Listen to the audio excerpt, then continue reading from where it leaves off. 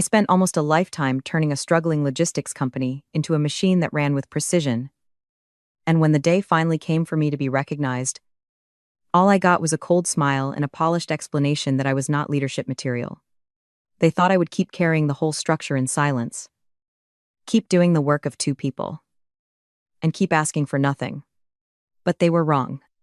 Because the moment I truly stopped holding that company together with my bare hands, everyone finally learned that the woman they treated as replaceable had been the one person they could not replace at all. I can still remember the lighting in Adrian Webb's corner office that afternoon. He had the lights dimmed just enough to make the room feel like a stage. And there he sat behind his glass desk, sliding my performance review toward me, as if he were calmly delivering a verdict that had already been settled before I ever walked in. I looked at the paper and felt something in me go cold. 12 years. 12 years of building Hartwell Logistics into something real. Something disciplined. Something strong enough to move hundreds of millions of dollars in freight every year. And the man sitting across from me, a man younger than me by decades. A man who had not spent even a fraction of the time I had spent bleeding into that company. He was about to explain why I was apparently not suited for leadership. I placed both hands on my knees to keep myself still. My years in the military taught me that when anger rises fastest, stillness can become its own kind of control. Adrian cleared his throat and wrapped the rejection in elegant corporate language. The executive team valued my operational contributions, he said, but the regional director role demanded a more modern management philosophy. Someone better suited for the company's newer technology-driven direction. I nearly laughed. His idea of innovation was buying software nobody understood and then pretending that made him visionary. But I did not argue. I did not beg. I simply said I understood and stood up with my folder in my hand. When I walked out of that office, I was not the same woman who had walked in carrying hope. Something had ended in that room. Not my career. Not my discipline. Just my willingness to keep believing that loyalty alone would eventually be rewarded with fairness. My name is Evelyn Carter. I am 53 years old. And before Hartwell ever knew my name, I had already given more than 2 decades of my life to the Army as a logistics officer. For me, logistics was never just paperwork, planning boards, or freight routes on a screen. In the military, getting supply lines wrong did not mean inconvenience. It meant people in the field without fuel, food, or the equipment they needed to survive. Mistakes had weight there. Consequences were immediate. That training never left me. So, when I retired from service and came to Hartwell, I brought that same precision with me. I rebuilt routing systems from the ground up. I renegotiated carrier contracts. I pulled the Pacific Northwest Division out of a financial hole and turned it into one of the company's strongest regions. I did all of that while raising my daughter after my marriage ended. Chloe was still young when I joined Hartwell. But even then, she had that sharp mind. That quiet intensity. That sense that she was always reaching towards something bigger. Now, she was deep into her doctoral work at UC Davis. And the final stretch of her education came with costs I had been determined to cover without letting debt swallow her future. That promotion mattered for many reasons. But one of the deepest was my daughter. I wanted her to finish free. Or as free as I could possibly make her. Just the week before, she had told me I would get the role because I always found a way through. That faith sat in my chest like both comfort and pressure as I left Adrian's office. The hardest part of being overlooked is not only the insult, it is knowing exactly what you gave up to be ready for a moment that other people never intended to judge fairly in the first place. After I left Adrian's office, I did not drive home right away. I sat in my truck in Hartwell's parking garage and stared at the concrete wall in front of me. I did not call Chloe. I did not call anyone. I simply sat there and breathed until the bitterness in my chest settled enough for me to think clearly. For years, I had made myself useful in every possible direction. If something broke, I fixed it. If a department fell behind, I absorbed the extra weight. If a client was about to escalate, I caught the problem before it could become visible. I had mistaken that kind of relentless competence for a path toward recognition. That afternoon forced me to face something uglier. Men like Adrian did not define leadership by who kept the system alive. They defined it by who looked the part from the outside. In that moment, I made a decision. I was not going to quit in a burst of anger. I was not going to create a scene. I was not going to ask for another chance from people who had already shown me exactly how little they understood the work I carried. I was simply going to stop doing the labor no one had ever properly acknowledged as mine. Starting the next day, I would perform the role I was officially assigned. During the hours I was officially paid, within the boundaries my title actually described. Nothing more. Nothing less. It sounded simple. But for me it felt seismic. I knew better than anyone how much of Hartwell's stability rested on work. I had silently picked up because it was easier than watching everything fall apart. If you have ever been the person everyone leaned on while pretending your effort was ordinary, comment number 1 below. Because you already know how deep that wound can run. When I finally turned the ignition and drove out of that garage, I did not feel like a woman who had lost. I felt like a woman who had stopped lying to herself. The next morning, I arrived exactly when my contract said my workday began. Not a minute earlier. That detail would have seemed meaningless to anyone else. But to me, it marked the beginning of an entirely different life. For years, I had shown up early enough to review overnight freight reports, check in with dispatch, scan compliance calendars, and quietly solve things before anyone else even had coffee. That morning, I did none of it. I walked straight to my desk, opened my task system, and studied for the first time what was actually mine on paper. It felt like peeling back old wallpaper and discovering how much rot had been hidden underneath. My official duties accounted for less than half of my time. Everything else was institutional glue and formal escalations. Permit reminders, client rescue work, tactical training, routing judgment calls. All the things I had taken on because if I did not, somebody else would delay, mishandle, or ignore them. I built 2 columns. One column contained the tasks my title actually required. The other held the invisible labor I had accumulated year after year, simply because I knew how the system connected and other people had grown comfortable letting me bear that knowledge alone. Looking at that list made me angry in a way I had not fully allowed myself to feel before. Angry at the company. Yes. But also angry at myself for normalizing so much overreach. Still, there was clarity in it too. I did not announce my new approach. I did not need to. I just began working according to the line I should have drawn a long time ago. There is a strange peace that comes when you stop performing sacrifice as habit and start honoring the limits that should have been there all along. I did not feel lazy. I felt honest. And in some quiet corner of myself, I already knew that honesty was about to expose far more than anyone in leadership was prepared to see. The first test came before the morning was over. Nathan Cole, our senior dispatcher, sent me several messages about a routing conflict tied to Caldwell. Caldwell was Hartwell's biggest account. A massive revenue stream wrapped in the most complicated kind of freight. We handled hazardous materials, multi-state permits, constant regulatory exposure. No margin for guesswork. I knew their roots, the way some people know family recipes. I had negotiated the contract myself and spent years personally absorbing every operational escalation attached to it. In the past, I would have dropped everything and stepped in immediately.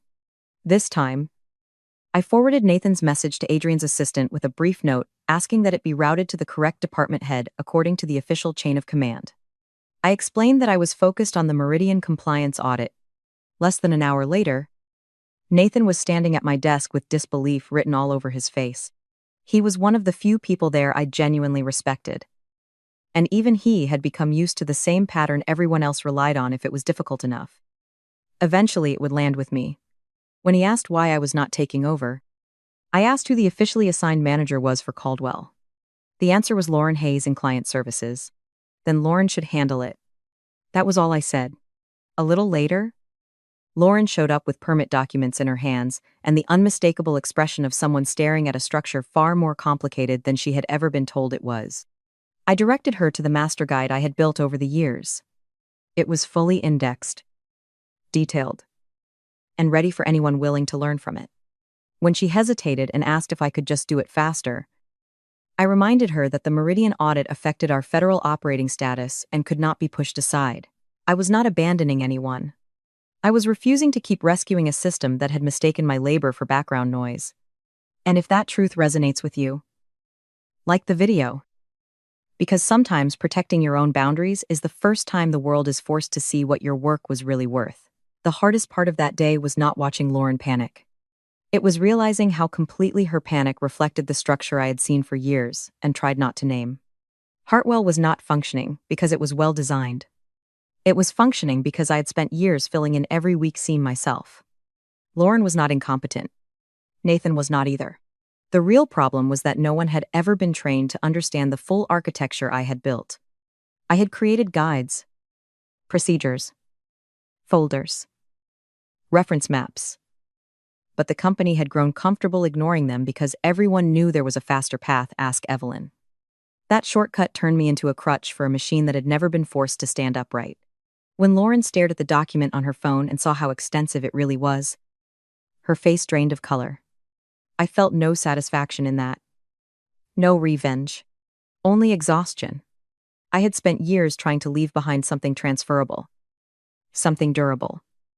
But instead of investing in that structure, the organization had chosen dependency because dependency was easier in the short term. I thought about all the evenings I had stayed late to solve problems that were not mine. All the times I had bypassed process because it seemed faster. All the moments I had told myself I was doing it for the team. But a team does not grow stronger when one person quietly absorbs every hard edge. It grows weaker. In that moment, I understood that stepping back was not just a response to personal injustice. It was also a mirror. I was forcing Hartwell to see how much of its stability rested on knowledge no one had respected enough to distribute. Some people would call that cold. Some would say I had changed. But I knew the truth. I had not become someone else. I had simply stopped romanticizing overextension as loyalty. No organization should be allowed to feed on one person's endurance and call that culture. At the end of the day, I shut down my computer, put on my jacket, and walked out of the building on time without looking back. To many people, that would sound unremarkable. To me, it felt almost radical. For years, I had moved through every evening, as if the company still owned me after hours. Checking my phone while walking to the garage. Rehearsing tomorrow's disasters while driving home. Carrying Hartwell in my nervous system like an extra organ.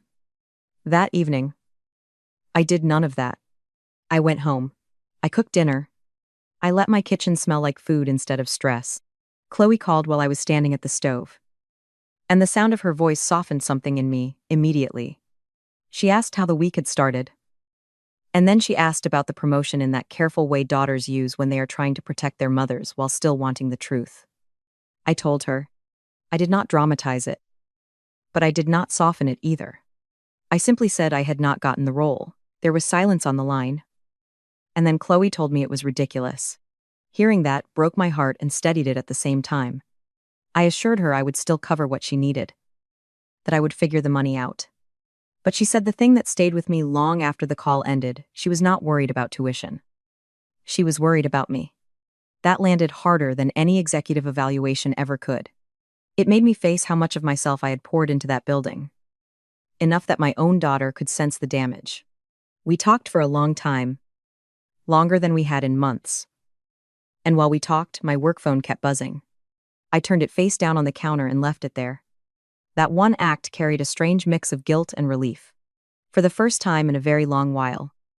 I let myself be a mother in the evening instead of an emergency response system with a human face.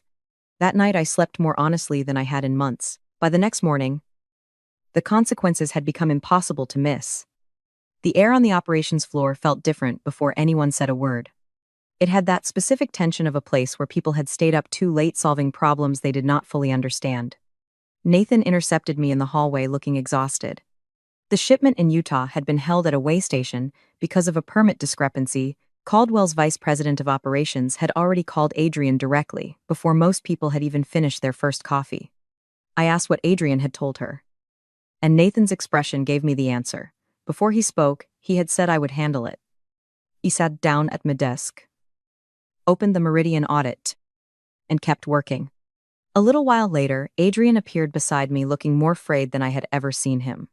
His collar was open, his composure tight. The expression of a man who had just discovered that confidence without understanding collapses, quickly under real pressure. He started talking about Caldwell. And I calmly pulled up the compliance calendar. The amendment window had closed the previous week. I had sent the reminder 3 weeks earlier through the official handoff chain. I turned the screen so he could see the email himself. I did not need to accuse him of anything. The documentation was enough. He asked why the issue had not been escalated further. I explained that it had been routed according to the restructured reporting chain he had implemented. I watched the realization move across his face. The system he had designed in theory had failed in practice. And I was no longer there to quietly cover the gap before anyone noticed. Eventually, he asked if I could fix it. I told him I could initiate the process.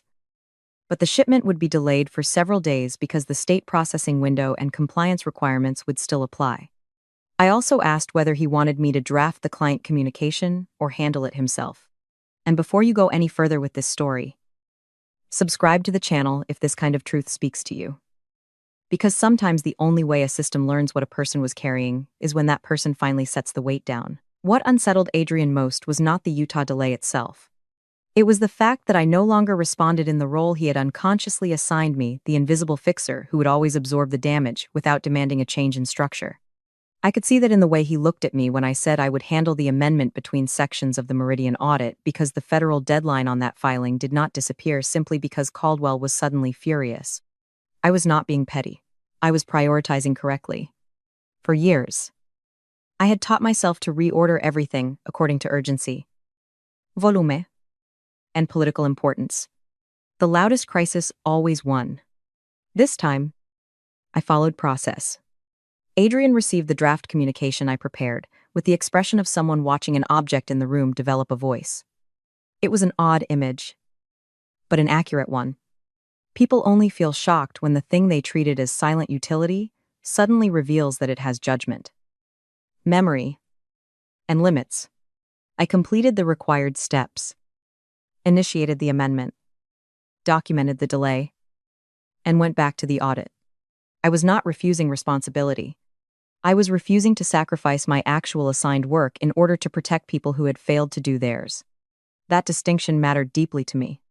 I thought about it as the day moved toward evening. In the past, a situation like that would have swallowed my entire night. I would have handled the permits, spoken to the client, calm dispatch, drafted explanations, and stayed until the whole building could pretend the problem had never truly existed. But that day, I let the organization experience its own natural speed. Not the artificial speed my body and discipline had been forcing on it for years. I knew some people would interpret that as retaliation. I did not. I saw it as an honest audit. Hartwell was finally encountering the real cost of assigning work incorrectly and misunderstanding the person who had been bridging those failures all along. That evening, when I got home and looked at my phone, the missed calls formed almost a wall on the screen. There were messages from Nathan, calls from Adrian's assistant, and even unknown numbers that turned out to be from Caldwell. In the past, seeing that kind of volume would have pulled me right back into command mode. I would have called everyone in sequence, opened my laptop, and worked until my eyes blurred, because some buried part of me believed the entire structure would fail if I did not keep my hands on it every second. But I had reached a threshold. Or maybe I had finally stepped back from one. I placed the phone on my nightstand and left it there. I did not turn it off. I simply chose not to serve it. Then I picked up a novel I had been trying to finish for months and started reading. At first, my thoughts kept trying to run back to the office. That was the habit I had built in myself, perpetual readiness. Constant alerte. The inability to trust that an evening belonged to me. But as the pages passed, something inside me loosened. I realized how long it had been since I had allowed myself to do something with no utility attached to it. To read simply because I wanted to read. To rest because I needed rest. To exist outside of usefulness. That night, I slept deeply. And the next morning, I woke up clearer than I had felt in a very long time. That alone taught me something. Exhaustion had been normalized around me for so long that I had almost started believing it was proof of commitment. It was not. It was proof of an unhealthy structure. Rest is not a reward people earn after they break. It is a condition human beings require before they break. And any company that convinces you to forget that is not benefiting from your dedication, it is consuming your life and calling it professionalism. By the following day, the instability was no longer contained to Caldwell. Two other accounts had run into trouble because routing decisions that used to come to me as informal escalations were now being pushed through the official system at its actual speed. And its actual speed, stripped of my quiet intervention, was painfully slow. Not long after I sat down, Nathan came over again. This time, his expression held something more than fatigue. It held recognition. He lowered his voice and asked whether this was about the promotion. I looked at him and gave him the cleanest answer I could. I was doing my job. Exactly my job. Nothing more and nothing less. Nathan understood enough to hear the full meaning in that sentence. He warned me that leadership might try to pin the fallout on me. That the company was rattled. That Caldwell had already reached Edward Webb directly. None of that surprised me. When a system is forced to confront its dependence on one person, the first instinct is often to blame the person for stepping back, rather than the structure for being built that way. But this time, I was prepared. I opened my desk drawer and took out the folder I had been building reminders I had sent. Deadlines I had flagged. Documentation of handoffs. A quiet record of the labor I had been performing beyond title and compensation. Nathan looked at the folder, then back at me, and said I had changed. I told him I had not changed. I had clarified. The difference mattered. Change can be dismissed as emotional. Clarification cannot. A little while later, Edward Webb's assistant called and asked me to bring all relevant documentation to an emergency meeting at noon. When I hung up, I knew the issue had outgrown a delayed shipment. The gap I had left by withdrawing from invisible labor had finally become large enough that people at the top could no longer pretend it was not there. I entered the conference room carrying the Meridian audit, my work logs from the previous days, and the documentation folder. Inside were Adrian, Edward Webb in person, and Victoria Grant on video from Caldwell's headquarters. Just seeing all three in one place told me how serious the moment had become. Edward was the kind of founder who had built something real and then gradually distanced himself from day-to-day operations. In all my years at Hartwell, I had barely dealt with him directly. Victoria, on the other hand, had worked closely enough with me to know exactly how much of Hartwell's stability had been resting on labor no one ever formally acknowledged. She spoke first, direct and unsparing. A hazardous shipment was stalled in Utah. Caldwell's own clients were starting to ask whether Hartwell had internal problems.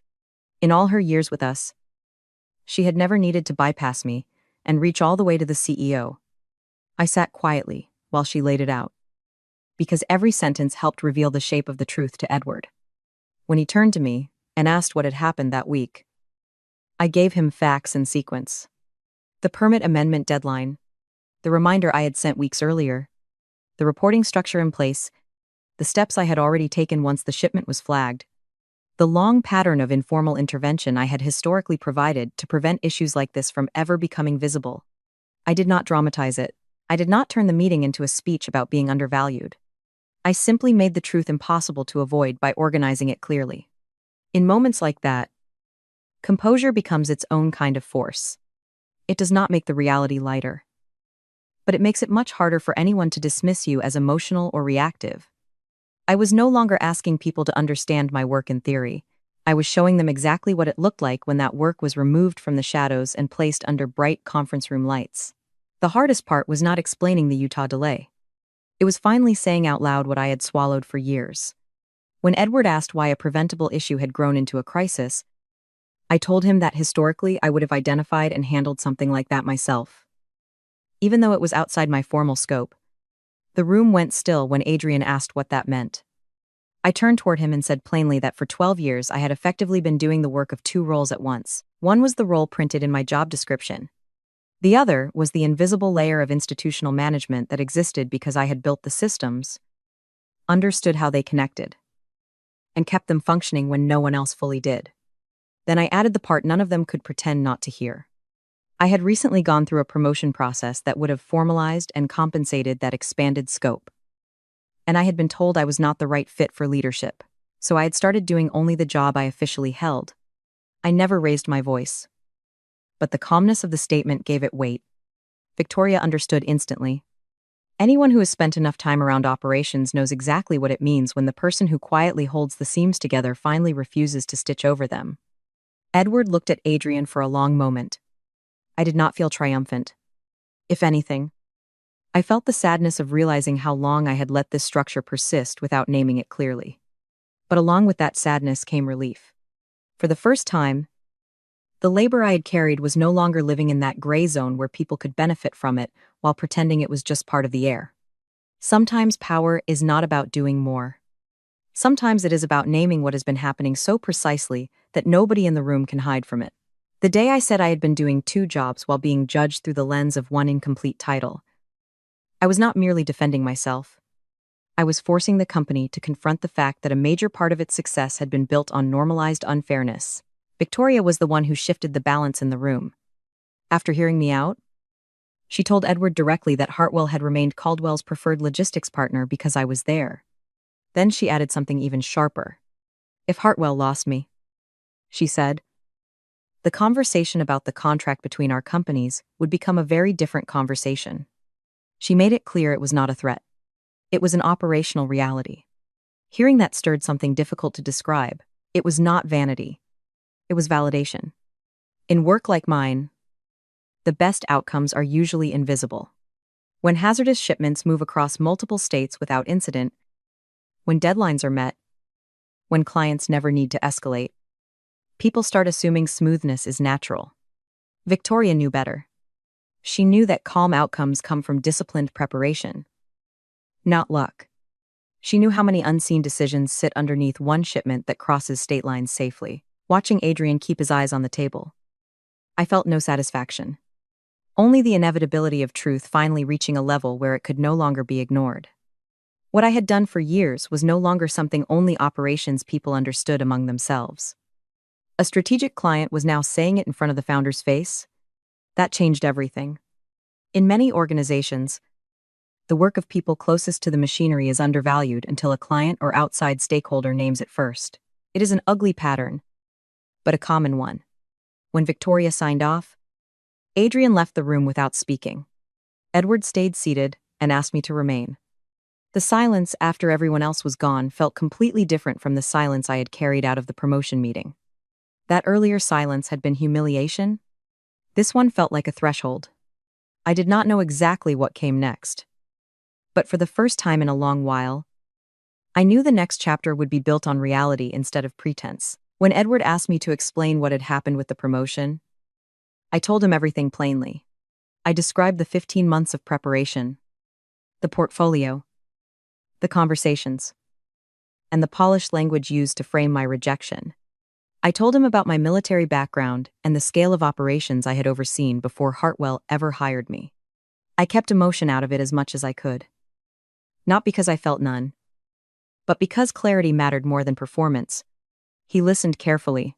Then he asked the question that mattered. What would it take to keep me there? The answer had lived in me for a long time. I told him I needed recognition that matched the value I actually provided. Compensation that reflected the level I had been operating at rather than the title sitting on paper. And the authority to build something instead of spending my career quietly maintaining a structure other people misunderstood. Edward considered that and then made an offer. A senior operations leadership role reporting directly to him, with significantly more pay and real authority over compliance systems, carrier relationships, and operational design. When he named the compensation, my first thought was Chloe. I thought about the tuition I could finish covering, the safety net I could finally build, the years of postponing my own financial stability because I had been too busy keeping everything else standing. But money was not the deepest issue anymore. I told him I had already taken an early conversation with a competitor and knew I had alternatives. I was not trying to drive up the number. I wanted him to understand that if I stayed, it would not be because I had no other path. It would be because the structure itself was going to change. I had no interest in accepting a prettier title if all it did was trap me inside the same dynamic under more flattering language. I had carried too much for too long to agree to another version of the same disrespect. The most important thing I said to Edward that day was that I was not willing to exchange one form of exploitation for another. For years, I had been the person fixing everything quietly while other people benefited publicly from how stable things looked. I did not want a new title that simply dressed up the same old dependency. Edward admitted that concern was fair. He said Adrian had real ability in client relationships and external partnerships, but had been trying to manage operations as though leadership required mastery of everything. I told him the issue was not just that Adrian had not learned enough yet. It was that he had been operating over systems he fundamentally did not understand. Then Edward asked what I would need to make not just the role but the structure work. That question mattered more than the offer itself. I thought about Nathan's face when he realized what was happening. I thought about Lauren holding that enormous permit guide on her phone. I thought about the people on our floor who had fragments of knowledge, but had never been formally trained to connect them into a reliable operating model. I told Edward I wanted a real succession plan. Not just for me, but for the knowledge itself. I wanted documentation that was actually used. Training that crossed functions. Authority lines that were explicit. And a company that did not rely on one exhausted person to keep the machine from failing. I wanted an end to hero culture. Because hero culture in operations is often just institutional laziness with better branding. He listened without interrupting.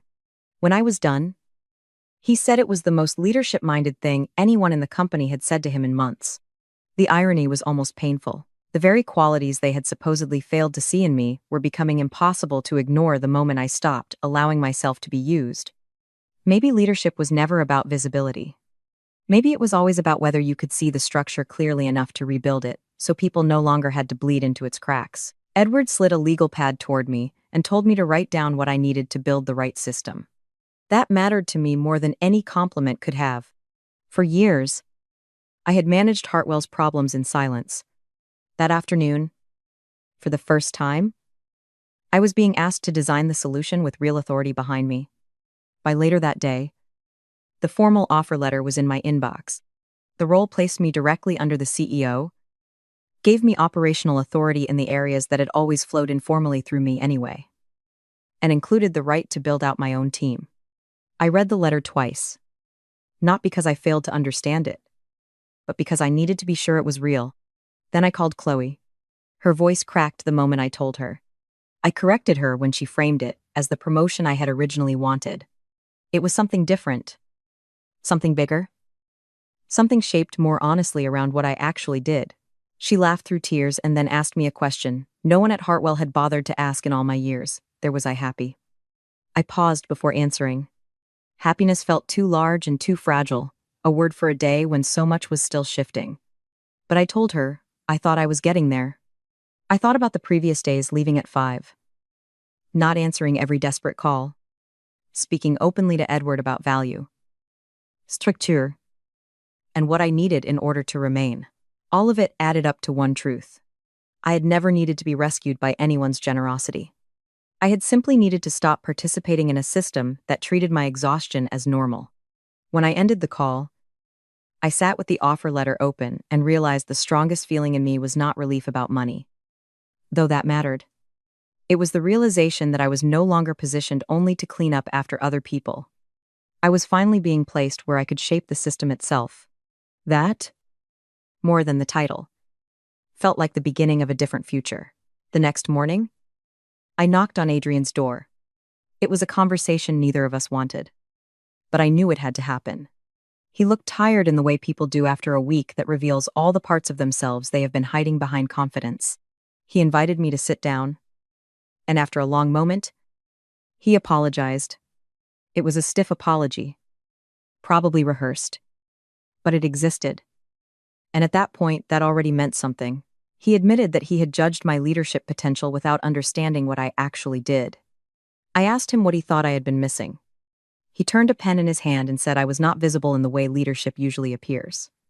I did not command rooms. I did not perform presence. I did not make myself the focal point.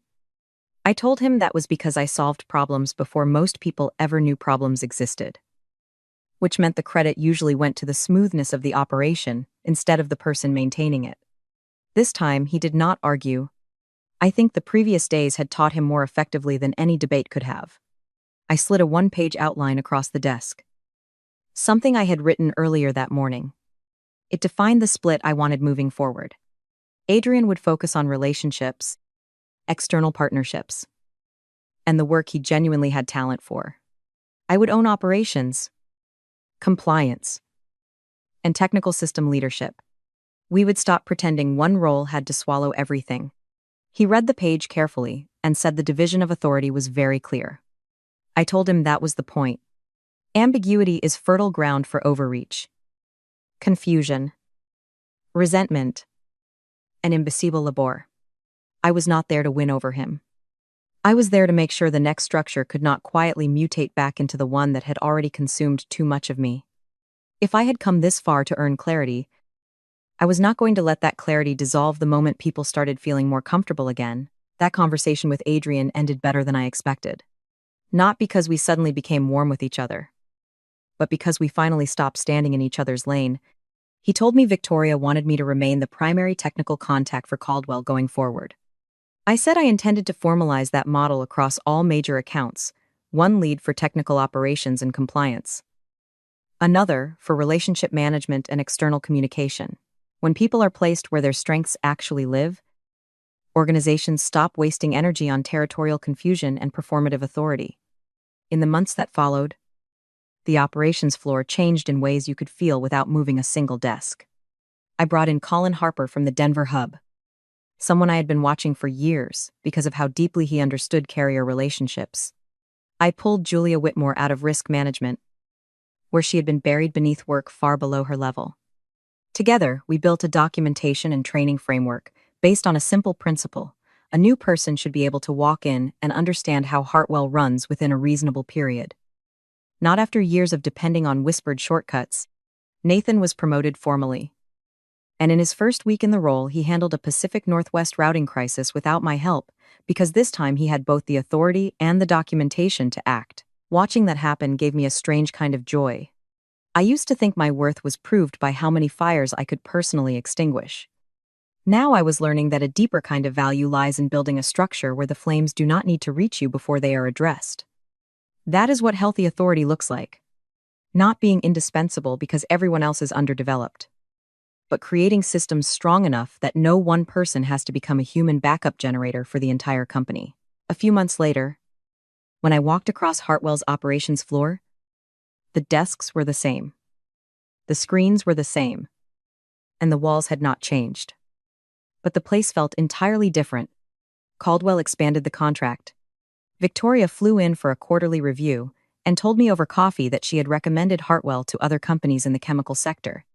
Adrian, no longer pretending he could master systems he had never truly understood, started delivering real results where he actually belonged, and closed strong regional partnerships that even Edward found impressive.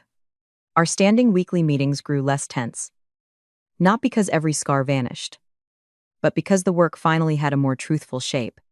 One Friday afternoon, Chloe texted me a link to the first study her research group had published.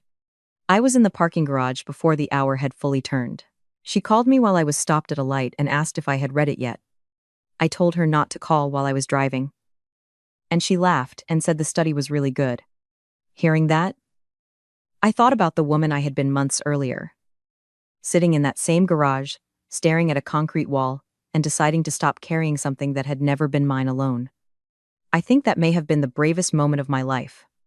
Not when I worked harder than everyone else, not when I endured more than everyone else, but when I accepted that no human being, no matter how competent or loyal, is meant to serve as the hidden infrastructure for an entire organization. Thank you for staying with me through this story. If it gave you something to think about, please leave one like and one subscription for the channel so we can meet again in the next story.